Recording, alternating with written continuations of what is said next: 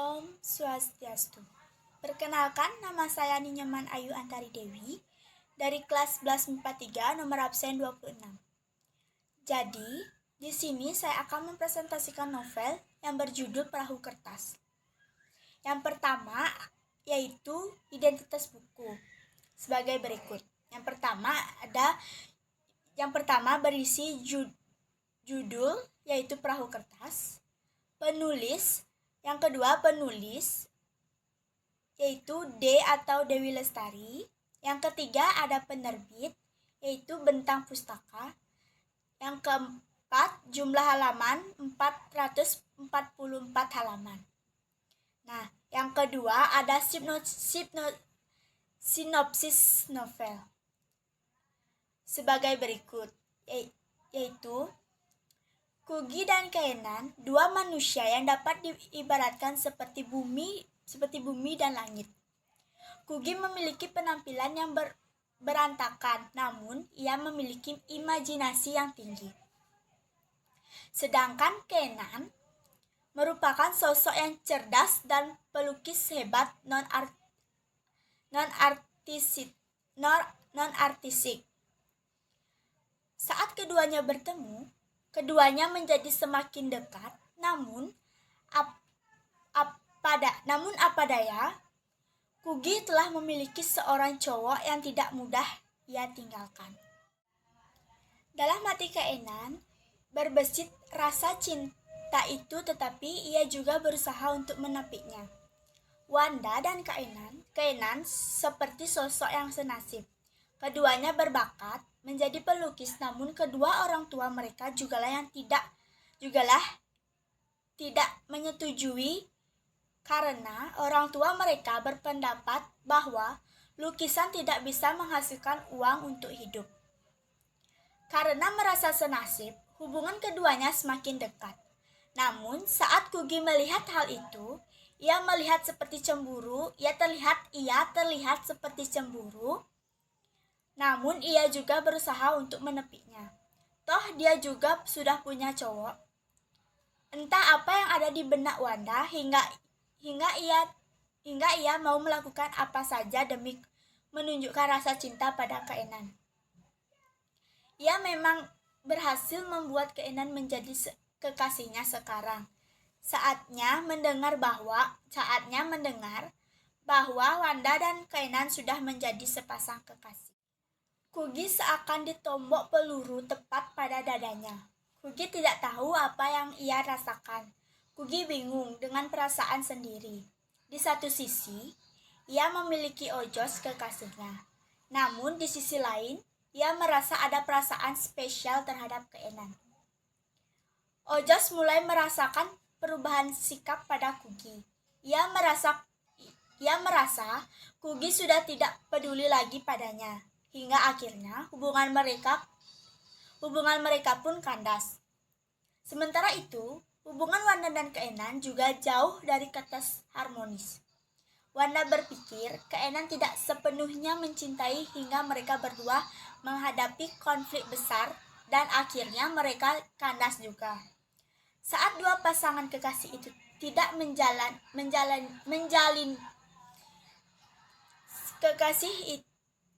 Saat dua pasang kekasih itu tidak lagi menjalin cinta, Kugy memutuskan untuk mengambil mata kuliah sebanyak-banyaknya untuk menyibukkan dirinya. Alhasil, ia bisa lulus lebih cepat. Tetapi tetap dengan nilai yang memuaskan. Sementara itu, Kaenan malah memutuskan hidup sendiri, jauh dari keluarga, yakni di Ubud, Bali. Ia mengambil keputusan besar untuk hidup sendiri dan menggunakan uang hasil keringatnya sendiri melalui melukis. Awal pahit sampai dia kecap, namun tak lama karena kurang lebih 1 tahun kemudian, ia bisa dibilang telah sukses menjalankan usaha melukisnya. Setelah lulus, Kugy langsung mendapatkan pekerjaan dan parahnya lagi, ia juga mendapatkan pacar mendapatkan pacar baru, yakni atasannya dia sendiri, yaitu Pak Remy. Kainan juga tidak mau kalah, ia menemukan pengganti Wanda, yaitu Lode. Saat usaha lukis Kainan semakin sukses, serta hubungan cintanya dengan Lode sedang manis-manisnya, Kainan terpaksa harus kembali ke Jakarta karena mendapat kabar bahwa ayahnya terkena penyakit stroke. Sementara itu, Kugi yang telah mendapatkan pekerjaan yang nyaman memilih untuk mengundurkan diri karena ia merasakan pekerjaan yang dilakukan bukan jiwanya. Walaupun Kainan melakukan hubungan jarak jauh dengan Lode, dan Kugi tidak bisa selalu bertemu tiap hari dengan Remy, hubungan mereka baik-baik saja. Mereka merasa lelah menemukan cinta masing-masing. Namun, hal tersebut tidak bertahan lama. Lode merasa hati Kainan sudah tidak sepenuhnya untuk dirinya, dan Remy pun juga merasa seperti itu.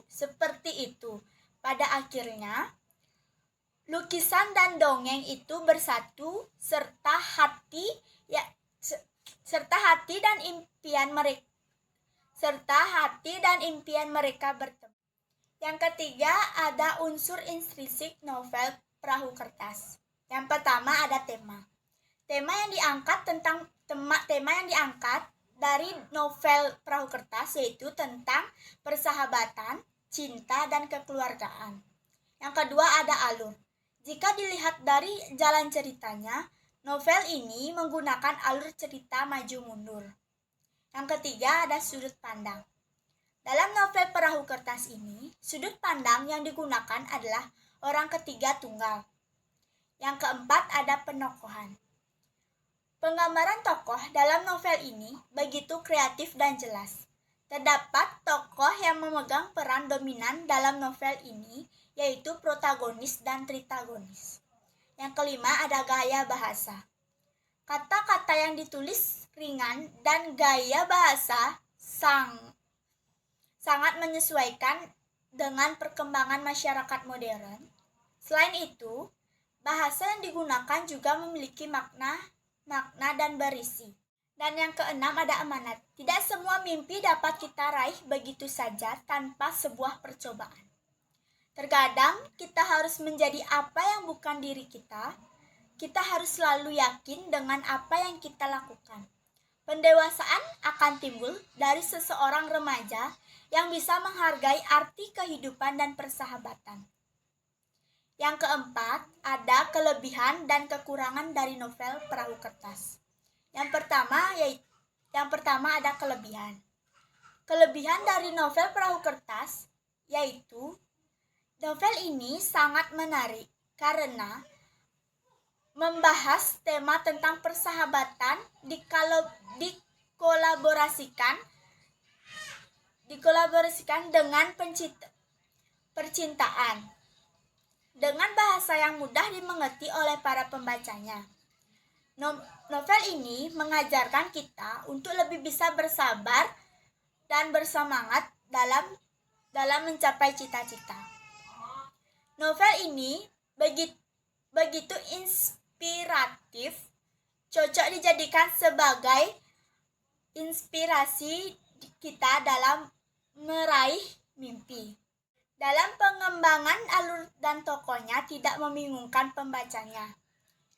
Dan yang kedua ada kekurangan novel Perahu Kertas. Dalam novel Perahu Kertas ini ada beberapa bagian cerita yang dirasa sedikit kesamaan latar belakang sehingga menyebabkan pembaca menjadi mudah bosan. Sekian video yang saya sampaikan. Bila ada kesalahan kata, mohon dimaafkan. Sekian dan terima kasih. Om Santi Santi Santi.